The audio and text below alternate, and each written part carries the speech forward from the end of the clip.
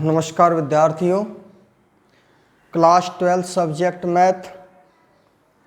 कुछ बच्चों की डिमांड है कि 3.2 का क्वेश्चन नंबर चौथा आंसर में मिसप्रिंट है।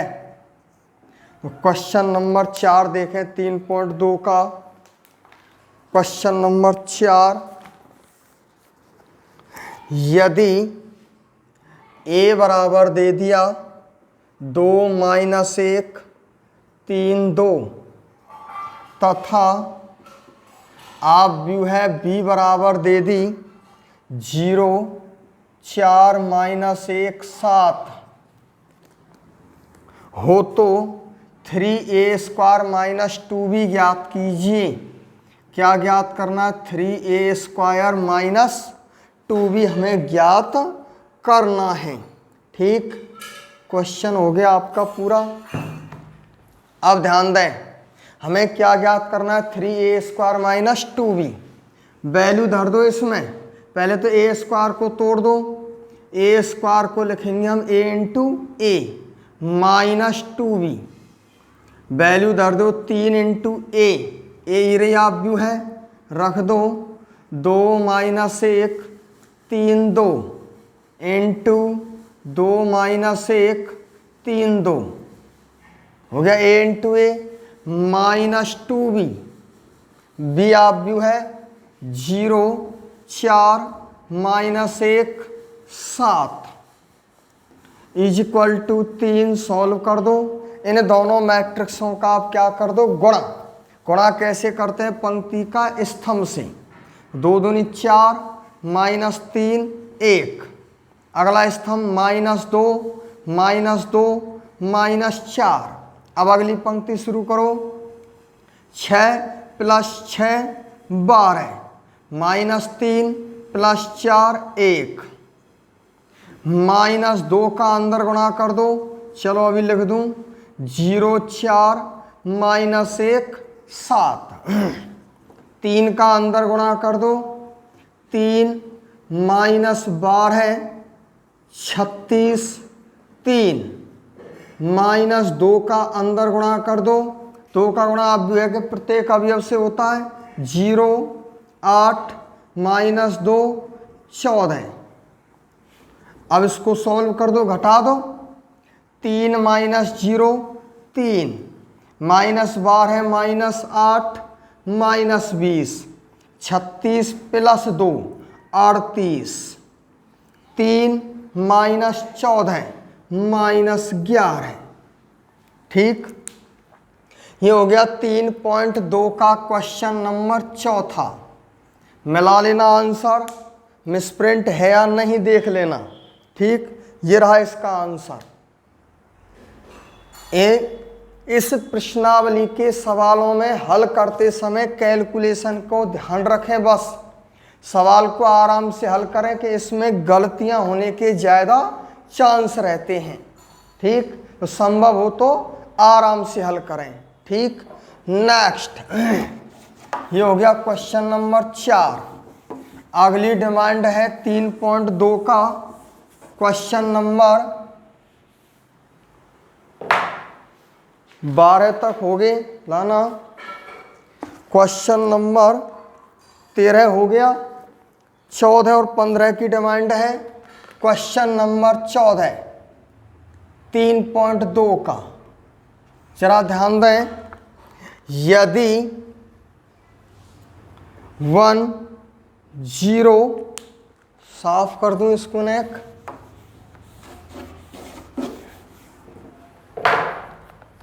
क्वेश्चन ये कह रहा है यदि 1 0 2 - 1 -3 4 into a is equal to 1 - 4 3 -2 - 10 6 13 20 -9 कह रहा हो तो a का मान ज्ञात कीजिए। किसका मान ज्ञात करना है बेटा? a का। क्वेश्चन देख लेना, सही है। तो यहां a क्या चीज है? अपव्यय है मैट्रिक्स, ये भी अपव्यय है, ये भी अपव्यय है और ये भी अपव्यय है। तो हमें मैट्रिक्स ए ज्ञात करनी है। तो मैट्रिक्स ए हम मान के चलेंगे। कैसे मान के चलेंगे ध्यान दें।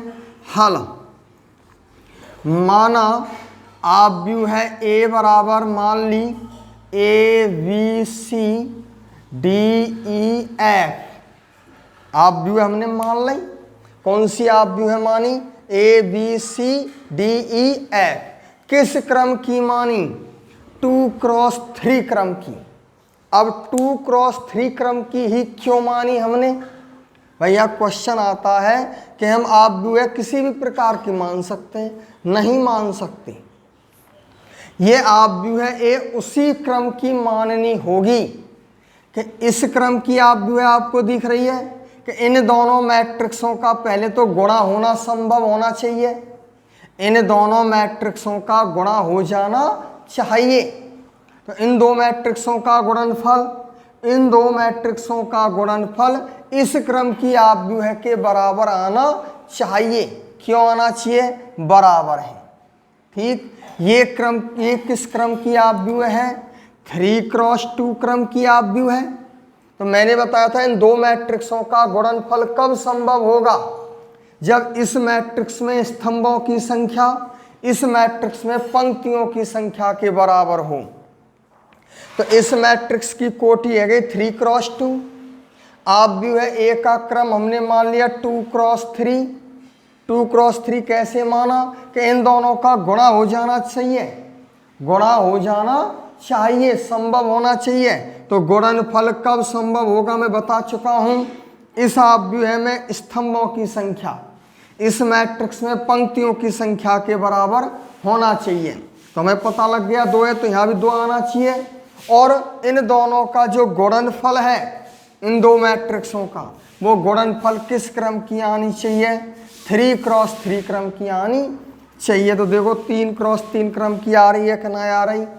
आ रही है ना। बस ये आपको ध्यान रखना है। सब चीज में बता चुका हूं कि दो मैट्रिक्सों का योग कब संभव है, दो मैट्रिक्सों का व्यवकलन कब संभव है और दो मैट्रिक्सों का गुणनफल कब संभव है। समझ में आ गया? याद रहे। ठीक, आगे 3x3। तो हमने अपव्यय ए मान ली A B C D E F. किस क्रम की मान ली? 2x3 क्रम की। अब ये अपव्यय हमें ज्ञात करनी है। A B C D E F का मान हमें ज्ञात करना है। तो इसको इसमें रख दो इसमें। बोलो 1 0 2 -1 -3 4 इंटू ए बोलो A B C D E F is equal to 1 -4 3 -2 -10 6 13 20 -9। ठीक, अब कैलकुलेशन कर दो। इन दो मैट्रिक्सों का क्या हो रहा है? गुणा कर दो। गुणा कैसे करते हैं बेटा? पंक्ति का स्तंभ से। पहली पंक्ति पहला स्तंभ, 1 का गुणा ए से किया a + 0 a। अगला बोलेंगे b + 0 b। अगला c + 0 c। अब दूसरी पंक्ति चालू कर दो। दूसरी पंक्ति पहला दूसरा तीसरा स्तंभ 2a - d 2a - d। अगला 2b - e। अगला 2c - f। अब तीसरी पंक्ति चालू कर दो -3a + 4d -3a + 4d। अगला -3b + 4e। अगला -3c + 4f -3c + 4f is equal to, इसको ज्यों के त्यों उतार दो। 1 -4 3 -2 -10 6 13 20 -9। यहाँ तक कोई दिक्कत? ठीक, केवल कुछ नहीं है, खास बात क्या है, ये है बस कि ऑब्व्यूह को किस क्रम की माना जाए। ठीक, तो मानने के लिए आप एक चीज याद रखें, इस मैट्रिक्स की कोटि देख लेना और इस मैट्रिक्स की कोटि उसी प्रकार लें कि इन दोनों का गुणा हो जाना चाहिए, गुणनफल संभव होना चाहिए, और गुणनफल वाली जो ऑब्व्यूह है वो इस क्रम की ऑब्व्यूह आनी चाहिए। ठीक, तो मैं बता चुका हूं गुणनफल कब संभव होगा, इसमें स्तंभों की संख्या उसमें पंक्तियों की संख्या बराबर कर दो, बराबर हो जाए। अब क्रम देख लो किस क्रम की चाहिए, इधर 3 है तो उधर भी 3, समझ में आ गया। ठीक, अब इसको सॉल्व कर दो, इसको मिटा दूं। ठीक, चलो उधर लिख देता हूं, याद रहे, जगह नहीं है। अब ये दोनों ऑब्व्यूह परस्पर कैसी हैं, समान। देखो बराबर लगा, चिन्ह लगा हुआ है, इसकी कोटि है 3x3, इसकी भी कोटि 3x3। तो यहाँ भाषा लिख देना एक लाइन, चूंकि दोनों ऑब्व्यूह परस्पर समान हैं तो इसके संगत अवयव भी समान होंगी। ठीक, क्या लिखना है, चूंकि दोनों ऑब्व्यूह परस्पर समान हैं तो इसके संगत अवयव भी समान होंगे। संगत अवयव बराबर कर दो बेटा, a बराबर 1, b बराबर -4, c बराबर 3, a बराबर आ गया 1, b बराबर आ गया -4, c बराबर आ गया 3। समझ में आ गया। आगे a b c के मान आ गए। अब अगला अवयव बराबर कर दो, 2a - d बराबर -2, 2a - d बराबर -2। वैल्यू रख दो इसमें, किसकी वैल्यू धर दो बेटा, a की। a बराबर कितना धर दो, 1, तो 2 गुणा 1 - d बराबर -2, कितना आ गया 2, तो 2 को उठा के उधर ले जाओ, चाहे इस 2 को इधर ले आओ, 2 + 2 बराबर d, समझ आ गया। तो d बराबर कितना आ गया 4, किसकी वैल्यू आ गई, d की। नेक्स्ट अवयव बराबर कर दो, 2b - e बराबर -10, 2b - e बराबर v की वैल्यू धर दो, 2 × -4 - e बराबर -10, कितना आया -8 + 10 बराबर e, -10 को इधर ले आया, e को उधर ले गया, कितना बचा 2, e की वैल्यू आ गई 2, आ गया e का मान। नेक्स्ट अवयव बराबर कर दो, 2c - f बराबर 6, 2c - f बराबर 6, इसमें वैल्यू धर दो बेटा c की, कितना 2 × 3 -f बराबर 6, 3 दूनी 6 - 6 बराबर f, f बराबर कितना आ गया 0, आ गई, सबकी वैल्यू आ गई। अब इन्हें बराबर करने की आवश्यकता नहीं है, क्यों नहीं है, कि हमें मान चाहिए थे a b c d e और f का, तो आगे a b c के मान, d e और f के मान। अब इसमें धर दो वैल्यू,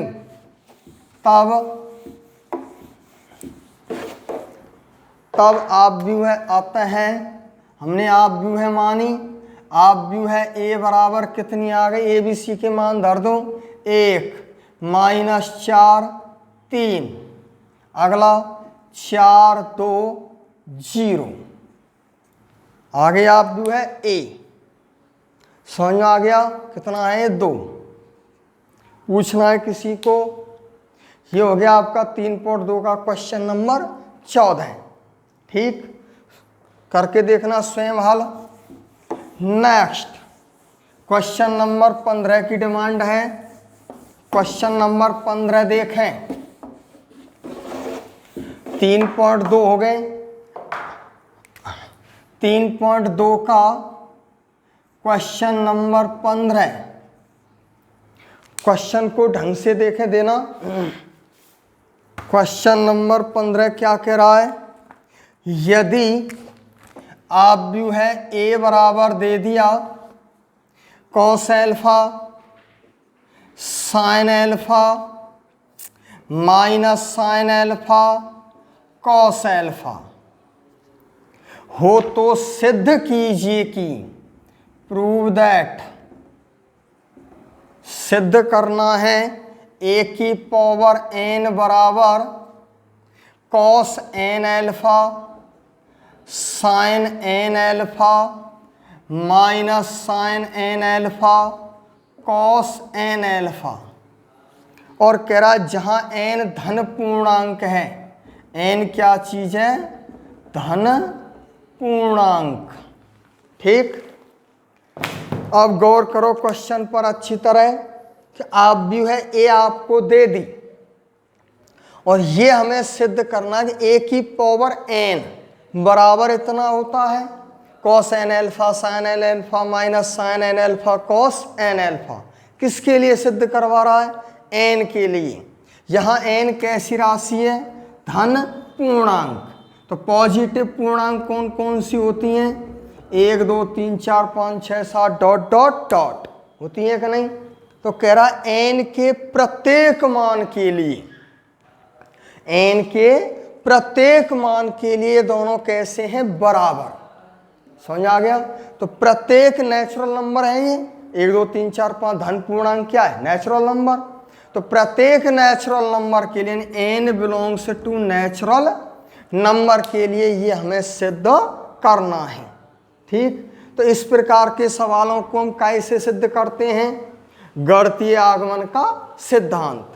भाई n का मान 1 रखना है, 2 रखना है, 3 रखना है, 4 रखना है, 5 6 7 8 9 10 डॉट डॉट डॉट तमाम धन पूर्णांक हैं। तो प्रत्येक धन पूर्णांक को हम यहाँ पर रख नहीं सकते। तो ऐसे सवालों को हम किससे हल करते हैं, गणितीय आगमन के सिद्धांत द्वारा हम हल करते हैं। तो आइए गणितीय सिद्धांत क्या है, सबसे पहले हम किस पे देखेंगे, n बराबर 1 पर, याद आ गया होगा। फिर n बराबर 1 पर यदि कथन सत्य है तो फिर हम n बराबर किस पे देखते हैं, k पर। मान के चलते कि n बराबर k पर कथन सत्य है और फिर हम n बराबर k+1 पर इसको हम सिद्ध करते हैं। मेरे हिसाब से याद आ गया होगा। तो सवाल को हम कैसे हल करेंगे, गणितीय आगमन के सिद्धांत से हल करना है। ठीक बेटा, तो यदि गणितीय आगमन का सिद्धांत नहीं आता हो तो हम वैसे भी हल कर सकते हैं सीधा। कैसे बेटा, n बराबर 1 रख दो, 2 रख दो, 3 धर दो, यहाँ पर a बराबर इतना आ गया। अब 2 धरेंगे तो क्या आएगा, a² आएगा। a² को हल कर दो, a इंटू a जब हम सॉल्व करेंगे तो क्या आएगा, cos 2 alpha sine 2 alpha minus sine 2 alpha cos 2 alpha, इस तरह आएगा। फिर a क्यू नकार दो, a की पावर 3, a की पावर 3 को कैसे हल करेंगे, a² इंटू a² रख देना और a रख देना। दोनों का जब मल्टीप्लाई करेंगे, गुणा करेंगे आप व्यूहों का, तो क्या आएगा, यहाँ 3 आ जाएगा। cos 3 alpha sine 3 alpha minus sine 3 alpha, इस तरह आ जाएगा। तो सीधा लिख देना। इस प्रकार हम कह सकते हैं कि a की पावर n बराबर इतना होता है। नहीं तो गणितीय आगमन का सिद्धांत है ही। तो गणितीय आगमन सिद्धांत द्वारा ध्यान दें, हल सॉल्व, हल देखें आप इसका। सबसे पहले हम कहीं पे देखेंगे, n बराबर 1 पर, n बराबर 1 रख दो, LHS में रख दो और RHS में धर दो। LHS तो है गई a, n बराबर कितना रख रहे हैं, 1, LHS में रख दिया, a आ गई। RHS में धर दो बेटा, RHS में n बराबर 1 रखो, cos alpha sine alpha minus sine alpha cos alpha, इसमें n बराबर 1 रख दिया दोनों में, LHS में भी रख दिया और RHS में भी रख दिया। तो देखो इसको, ये क्या चीज़ है, आप भी है, a है क्या नहीं, है ना a। तो LHS बराबर RHS, LHS बराबर RHS, तो यहाँ लिख देंगे अतः n बराबर 1 पर कथन कैसा है, सत्य है। बोला है कि ना सत्य। अब हम क्या करते हैं बेटा, अब n बराबर 1 तो हमने रख दिया। अब n बराबर 2 3 4 5 6 इनको ना रख करके हम इन सबको हम क्या मान लेंगे, k। क्या मानेंगे, k मान के चलेंगे। माना n बराबर k पर कथन कैसा है, सत्य है। तो n बराबर क्या धर दो बेटा, k। मान लिया। अब k का मतलब क्या है, n बराबर 1 पे तो हमने कर ही दिया सिद्ध।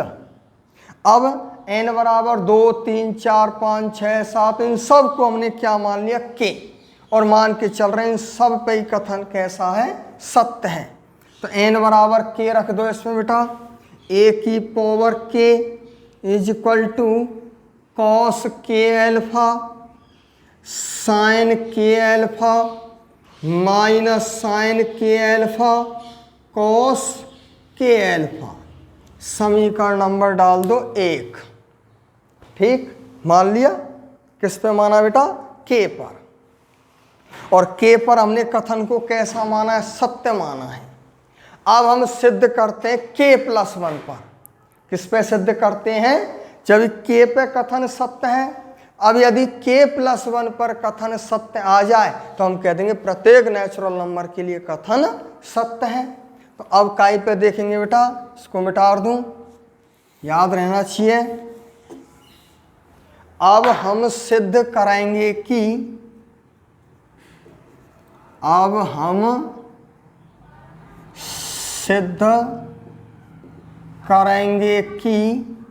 n बराबर k+1 पर कथन सत्य है। किस पर, n बराबर k+1 पर कथन सत्य है। तो n बराबर k+1 धर दो इसमें, तो a की power k+1 is equal to cos k+1 into alpha sine k+1 into alpha minus sine k+1 into alpha और कॉस k+1 इंटू एल्फा। किस पर, n बराबर k+1 पर। ये हमें अब सिद्ध करना है। ठीक भाई, n बराबर k पर तो हमने मान ही लिया, विस्तार पूर्वक मैं 11th में करा चुका हूं, ध्यान होगा। 11th का टॉपिक है चैप्टर 4 गणितीय आगमन का सिद्धांत, सेम उसी के अनुसार चल रही है। ठीक बात। अब ये हमें क्या करना है, सिद्ध। कि अब हम सिद्ध करेंगे कि, अब इसमें किसको ले लो, LHS को सॉल्व कर दो, और यह LHS का हल इतना आ जाए, ये आना चाहिए। यदि इतना हल आ जाए तो हम कह देंगे प्रत्येक नेचुरल नंबर के लिए कथन सत्य है। तो किसको ले लिया बेटा, LHS। LHS है a की पावर k+1, तो a की पावर है, तोड़ दो, a की पावर k इंटू a, तोड़ दिया। अब इसमें बेटा वैल्यू रख दो, a की पावर k की वैल्यू ये रही, और आप भी है a, ये रहा, धर दो इसमें वैल्यू। a की पावर k की वैल्यू कितनी है, ये लिखा हुआ, मिटा दूं। a की पावर k का मान समीकरण 1 से रख रहे हैं, बोलो a की पावर k का मान is equal to cos k alpha sine k alpha minus sine k alpha cos k alpha into, आप भी है a रख दो, a कितनी है, cos alpha sine alpha minus sine alpha cos alpha. ठीक, समझ में आ गया। अब इन दोनों मैट्रिक्सों का आप क्या कर दो, गुणा। याद रहना चाहिए हम LHS लेके चल रहे हैं, और हल इसका इतना आ जाना चाहिए RHS। अब इन दोनों मैट्रिक्सों का आप क्या कर दो, गुणा। गुणा कैसे करते हैं बेटा, पंक्ति का स्तंभ से, पहली पंक्ति पहला स्तंभ cos k alpha into cos alpha, फिर minus sine k alpha into sine alpha, बोलो cos k alpha into cos alpha minus sine k alpha into sine alpha. पहली पंक्ति पहला स्तंभ पहला अवयव। दूसरे स्तंभ से करेंगे बेटा sine alpha cos k alpha plus sine k alpha cos alpha, बोलो sine alpha cos k alpha plus sine k alpha into cos alpha. ठीक, अब दूसरी पंक्ति चालू कर दो बेटा, minus sine K alpha cos alpha, minus sine K alpha, टेस्टर देना। अगला minus sine K alpha cos alpha, plus नहीं minus, minus cos K alpha sine alpha. ठीक, अब दूसरे स्तंभ से गुणा कर दो, minus sine K alpha sine alpha, minus sine K alpha sine alpha, plus cos K alpha cos alpha. समझ में नहीं आई? ठीक, पूछना है किसी को यहाँ तक दिक्कत? अब इसको सॉल्व कर दो, इसको मिटा दूं ऊपर से।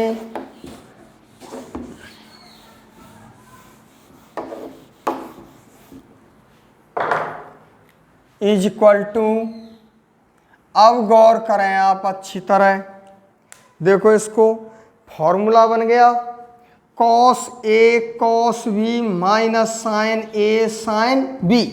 अच्छी तरह देखें, ए है, ये बी है, cos A cos B minus sign A sine B, काई का फॉर्मूला है कॉस ए प्लस बी, के अल्फा प्लस अल्फा का फॉर्मूला है क्या नहीं?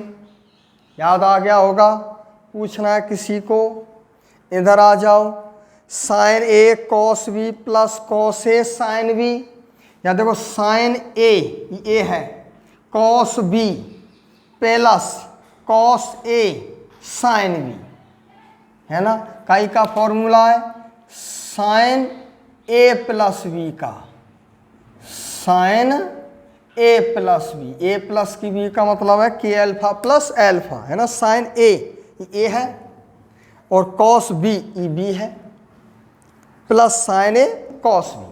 समझ में आ गया? या कॉस ए साइन बी, ठीक, cos A sine B, sorry, sign A cos B plus cos A sine B. इधर आ जाओ, माइनस को आप क्या ले लो? कॉमन, कॉमन ले लिया, ठीक, तो sign A cos B plus cos A sine B, काई का फॉर्मूला है साइन ए प्लस बी का। इधर आ जाओ, cos A cos B minus sign A sine B, काई का फॉर्मूला है कॉस ए प्लस बी का। बोला है कि ना कॉस ए प्लस बी का, है ना? Cos A cos B minus sign A sine B. तो त्रिकोणमिति के फॉर्मूला आपको रटे पिटे होने चाहिए। Is equal to cos K plus 1 into alpha. तो इस एंगल में से एल्फा हमने क्या ले लिया? कॉमन। एंगल है कॉस थीटा, एंगल है क्या नहीं? तो एंगल में से ही हमने एल्फा कॉमन ले लिया, क्या बचा? के प्लस 1, है ना, कॉस थीटा। इधर ऐसे ही साइन एल्फा कॉमन ले लो, K plus 1 into alpha minus sine K plus 1 into alpha cos K plus 1 into alpha. समझ में आ गया? अब ध्यान दो, हम किसको लेके चले थे बेटा? LHS लेके चले कि नहीं? अभी क्या आ गई? RHS बराबर RHS, है क्या नहीं? अतः हम कह सकते हैं, अतः गणितीय आगमन, लिख दो, गणितीय आगमन के सिद्धांत द्वारा, अतः गणितीय आगमन के सिद्धांत द्वारा प्रत्येक n belongs to natural number के लिए कथन कैसा है? सत्य है। हो गया सिद्ध, ठीक। ये हो गया आपका 3.2 का क्वेश्चन नंबर 15। 3.2 हो गई समाप्त। इसी प्रकार आप विविध 3, कौन सा? विविध 3 के सारे सवालों को आप स्वयं हल करके देखें, ठीक। जो जो सवाल हो जाए आप उनको हल कर लेना, और जो नहीं हो उनको आप कमेंट्स लिख के भेज देना क्वेश्चन नंबर डाल के। इसी तरह मैं आपको समझा दूंगा, उन्हीं क्वेश्चनों को मैं करा दूंगा। तो आज का वीडियो मैं यही समाप्त करता हूँ। ठीक, विविध 3 के जितने भी क्वेश्चन आपसे नहीं होते हैं उनको आप कमेंट से लिख के भेज दें व्हाट्सएप पर। ठीक, उन्हीं क्वेश्चनों को मैं करा दूंगा। ठीक है, धन्यवाद।